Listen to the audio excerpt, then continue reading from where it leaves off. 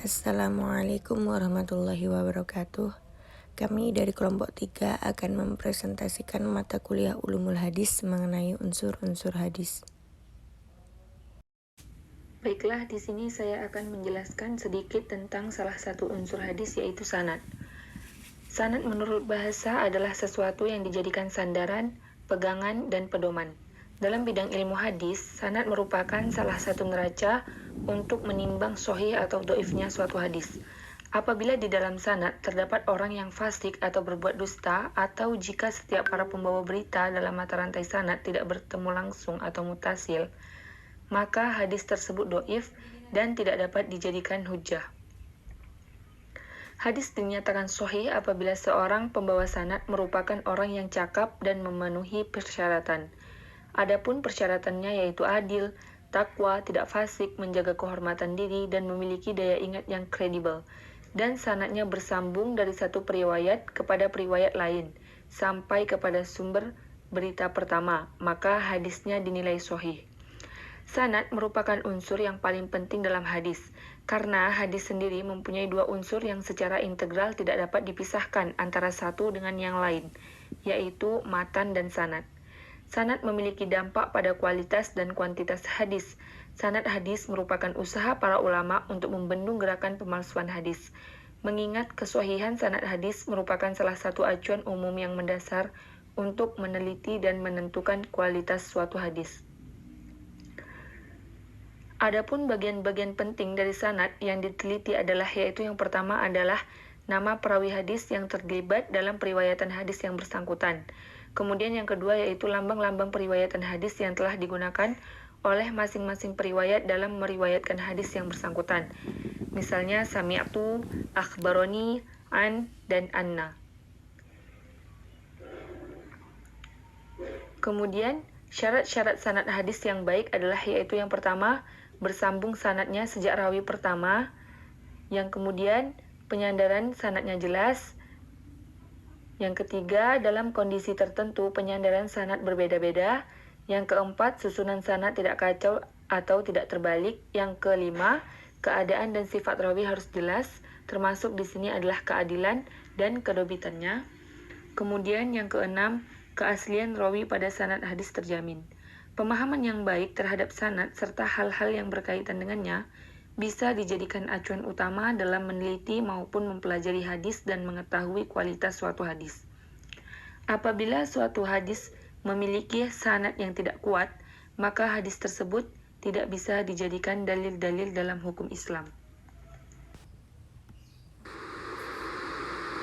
Baik, di sini saya akan sedikit menjelaskan tentang matan.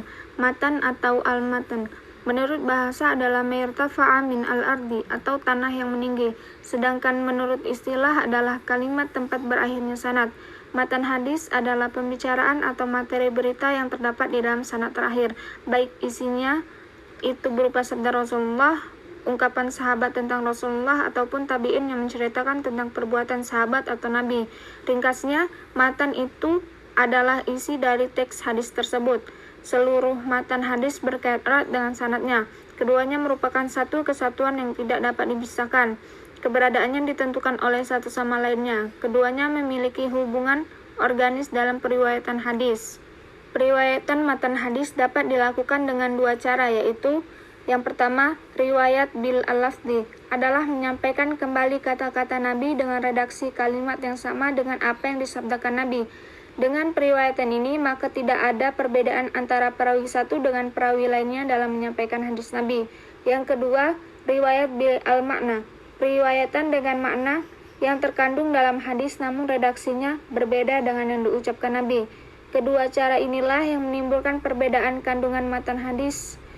Periwayatan ini telah terjadi sejak masa sahabat karena mereka tidak mencatat hadis pada saat mereka bersama Nabi, juga tidak menghafal kata per kata Nabi, maka mereka menyampaikan dari apa yang mereka ingat saja. Terkait dengan matan, maka yang perlu dicermati dalam memahami hadis ialah yang pertama, asal sanad. apakah dinisbatkan kepada Nabi Muhammad atau bukan. Yang kedua, matan hadis itu sendiri dalam hubungannya dengan hadis lain yang lebih kuat sanadnya. Maksudnya apakah ada yang melemahkan atau menguatkan. Dan selanjutnya dengan ayat dalam Al-Quran, apakah ada yang bertolak belakang. Selanjutnya yaitu rawi. Rawi adalah penyampai hadis atau periwayat hadis. Baik itu ia meriwayatkan melalui lisan maupun tulisan yang ia dengar langsung dari gurunya. Berikut ini adalah contoh rawi atau periwayat hadis dari beberapa tingkatan. Yang pertama yaitu periwayatan hadis dari tingkatan sahabat. Contohnya Abu Hurairah, Aisyah, Anas bin Malik, dan lain sebagainya.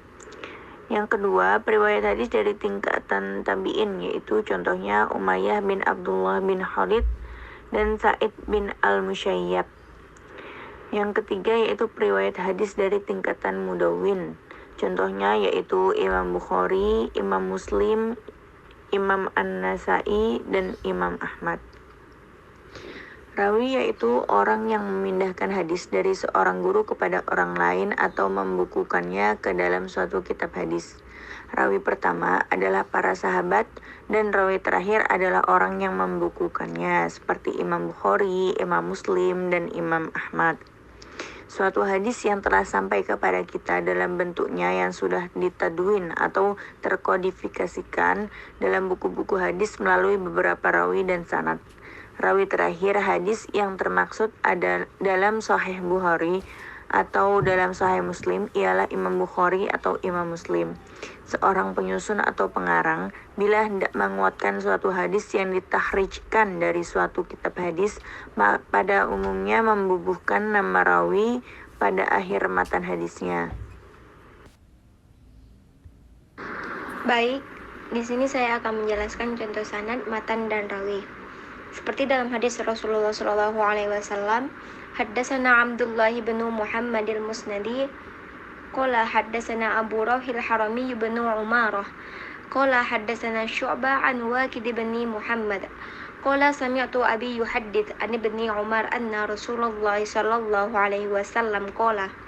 Nah, ini tuh adalah sanad atau silsilah atau rangkaian para periwayat hadis yang menghubungkan sampai kepada redaksi hadisnya. Nah, yang kedua contoh matan. Umirtu an uqatilan nasa hatta yashhadu an la ilaha illallah wa anna Muhammadar Rasulullah wa yuqimus shalah wa yu'tuz zakah fa idza fa'alu dzalika asamu minni dima'ahum wa amwalahum illa bihaqqil Islam wa hisabuhum 'ala Allah. Ini disebut matan, redaksi hadis atau kalimat setelah berakhirnya sanad suatu hadis. Isi hadis, isi dari sebuah hadis gitu. Nah, yang ketiga contoh rawi. Rawi itu yang meriwayatkan hadis, misalnya hadis riwayat Bukhari, Muslim, atau misalnya hadis riwayat Imam At-Tirmizi atau Imam Malik. Nah, begitu. Berikut ini adalah arti dari hadis yang telah dibacakan sebelumnya. Telah menceritakan kepada kami Abdullah bin Muhammad al-Musnadi, dia berkata, telah menceritakan kepada kami Abu Ra'u al-Harami bin Umarah berkata, telah menceritakan kepada kami Syu'bah dari Waqid bin Muhammad berkata, aku mendengar bapakku menceritakan dari Ibnu Umar bahwa Rasulullah SAW telah bersabda, aku diperintahkan untuk memerangi manusia hingga mereka bersaksi tidak ada ilah kecuali Allah dan bahwa sesungguhnya Muhammad adalah utusan Allah. Menegakkan sholat, menunaikan zakat. Jika mereka lakukan yang demikian, maka mereka telah memelihara darah dan harta mereka dariku, kecuali dengan hak Islam dan perhitungan mereka ada pada Allah. Hadis riwayat Bukhari. Mungkin cukup sekian presentasi dari kelompok kami. Banyak kurangnya mohon dimaafkan. Wassalamualaikum warahmatullahi wabarakatuh.